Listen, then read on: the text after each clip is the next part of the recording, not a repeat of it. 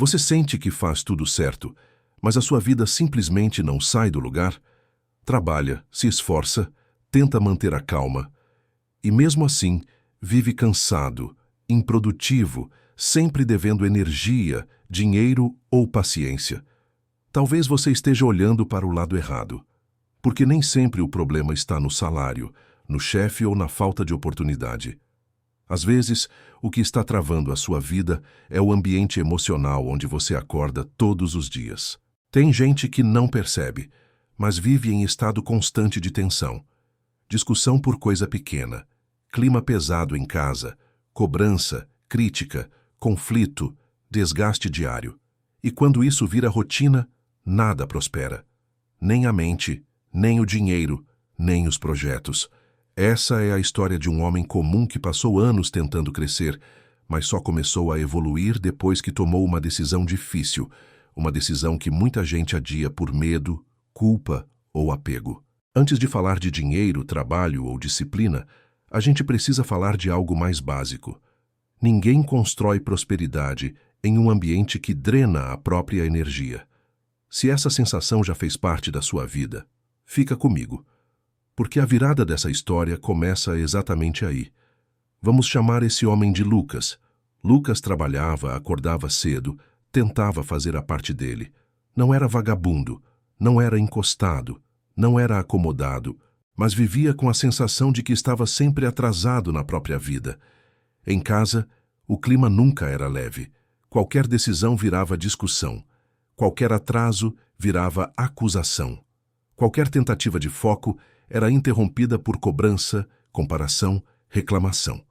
A mulher com quem ele se relacionava não era má pessoa, mas era constantemente insatisfeita. Nada estava bom, nada era suficiente. E aos poucos, Lucas começou a viver em modo defensivo. Ele chegava em casa já cansado antes mesmo de sentar. Falava menos para evitar briga. Adiava planos para evitar conflito. Engolia decisões para manter uma paz que nunca vinha. Por fora, parecia um relacionamento normal. Por dentro, era um ambiente que sugava energia todos os dias. E aqui está um ponto importante. Quando você vive em tensão constante, o seu cérebro entra em modo de sobrevivência. E em modo de sobrevivência, ninguém cresce, só reage. Lucas não percebia, mas aquele relacionamento estava custando caro. Custava foco, custava ambição, custava clareza e começava a custar dinheiro também. Só que, como acontece com muita gente, ele ainda achava que o problema era ele, que precisava aguentar mais, que precisava dar um jeito, que terminar seria exagero. Até que chegou um momento em que o desgaste ficou impossível de ignorar. O desgaste não chegou de uma vez. Ele foi se acumulando em pequenas cenas do dia a dia. Discussões por dinheiro antes mesmo de faltar dinheiro. Cobranças por resultados que ainda estavam sendo construídos. Comparações com outras pessoas, outros casais, outras vidas. Lucas começou a perceber um padrão. Quanto mais ele tentava manter o relacionamento, menos energia sobrava para qualquer outra coisa. O trabalho começou a cair de rendimento. A concentração sumiu. As noites passaram a ser mal dormidas.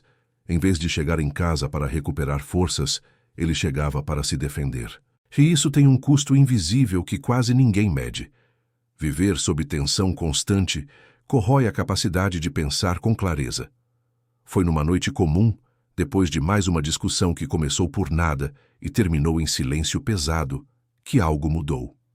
Lucas sentou sozinho, olhando para o celular apagado, e teve um pensamento simples e assustador. Se continuar assim, minha vida inteira vai ser isso. Não era mais sobre amor, briga ou razão. Era sobre sobrevivência emocional. Ele entendeu que não estava em uma fase difícil. Estava em um ambiente difícil. E aqui vem o ponto que muita gente evita encarar. Às vezes, insistir não é maturidade. É medo. Medo de ficar sozinho. Medo de parecer fraco. Medo de admitir que aquilo não estava funcionando. Naquela noite, Lucas tomou uma decisão clara. No dia seguinte, ele terminou o relacionamento. Não foi impulsivo. Não foi no calor da raiva. Foi uma conversa direta, difícil e definitiva. Ele se separou. Saiu daquela relação não com sensação de vitória, mas com algo novo: silêncio. E pela primeira vez em muito tempo, o silêncio não doeu. Ele trouxe alívio. Nos primeiros dias depois da separação, Lucas não se sentiu forte, sentiu vazio. A casa estava silenciosa demais. O celular parou de vibrar por qualquer motivo.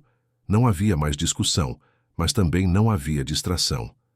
E esse é o momento que muita gente confunde com arrependimento. Mas não era saudade da relação. Era o cérebro desacostumado com a paz. Quando o barulho some, você começa a ouvir coisas que estavam abafadas há anos: cansaço acumulado, decisões adiadas, projetos engavetados, contas ignoradas. Lucas percebeu algo simples e incômodo. Não era que ele não tinha energia. Ela estava sendo drenada todos os dias.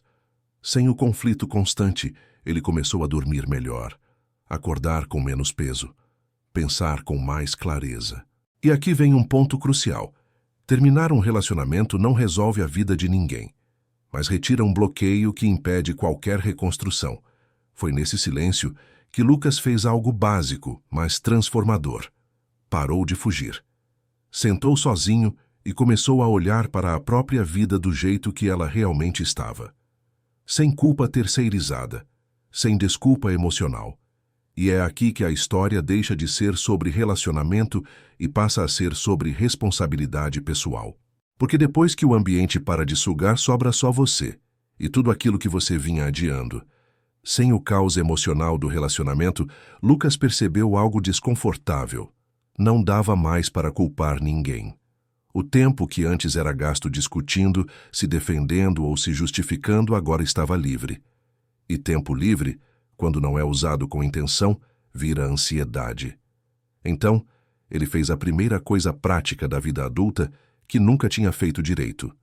Organizou a própria realidade no papel.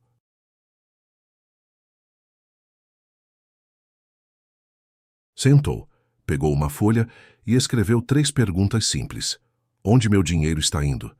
Onde minha energia está sendo desperdiçada? O que precisa estar em ordem antes de qualquer ambição maior?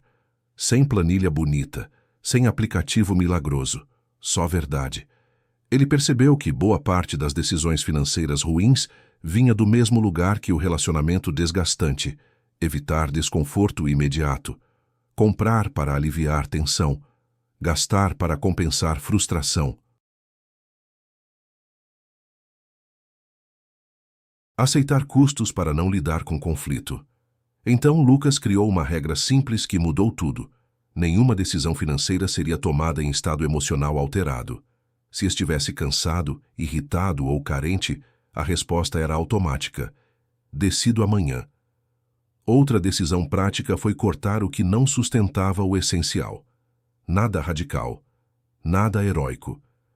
Primeiro vieram as prioridades claras: moradia, alimentação, transporte, contas básicas.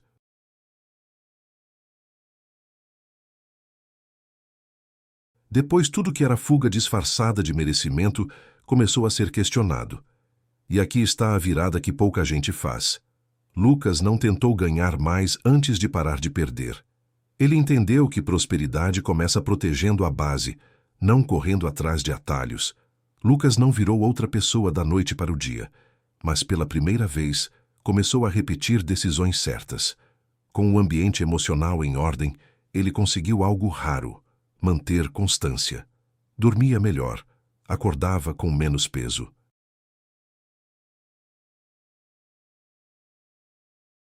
Trabalhava com mais foco. E foco, quando aparece, muda tudo. Ele estabeleceu horários simples, separou tempo para trabalho, para aprender e para descansar, sem culpa. Financeiramente adotou 3 hábitos práticos. Pagava primeiro o que sustentava a base. Evitava parcelar o que não era essencial. Guardava um valor pequeno todo mês, mesmo que fosse simbólico. Não era sobre o número, era sobre o padrão. Cada mês que passava sem explosão financeira ou emocional, reforçava algo dentro dele: eu consigo sustentar uma vida organizada. E isso muda a forma como você se enxerga. Quando você se prova capaz no básico, a ambição deixa de ser fantasia e vira plano. Lucas começou a dizer não com mais firmeza, não só para gastos inúteis, mas para convites, distrações e situações que drenavam energia. E aos poucos, a vida parou de parecer uma sequência de incêndios. Virou um terreno que dava para construir. A história do Lucas não é sobre terminar um relacionamento, é sobre entender o custo invisível de permanecer em ambientes que te enfraquecem. Muita gente acha que está falhando por falta de esforço. Na verdade, está exausta por excesso de desgaste. Antes de buscar crescimento, Lucas precisou remover o que sabotava a base. Antes de ambicionar mais dinheiro, precisou recuperar clareza mental. Antes de vencer externamente, precisou parar de perder internamente. E aqui está a regra prática que você pode aplicar hoje. Ambiente desorganizado consome foco. Conflito constante corrói decisão. Prosperidade exige espaço mental. Não se trata de culpar outras pessoas. Trata-se de assumir responsabilidade pelo ambiente que você aceita viver. Quando você organiza o básico, a vida responde. Quando você sustenta decisões difíceis, o respeito próprio cresce. E quando o respeito próprio cresce, tudo muda. O Lucas não ficou rico do dia para a noite, mas saiu do ciclo de desgaste. E esse é o verdadeiro começo da prosperidade. Se você está cansado, travado e sem clareza, talvez o problema não seja a falta de capacidade, seja excesso de ruído. Eu sou próspero não é sobre promessas fáceis, é sobre decisões sustentáveis. E a primeira delas é parar de viver em ambientes que te fazem sangrar todos os dias.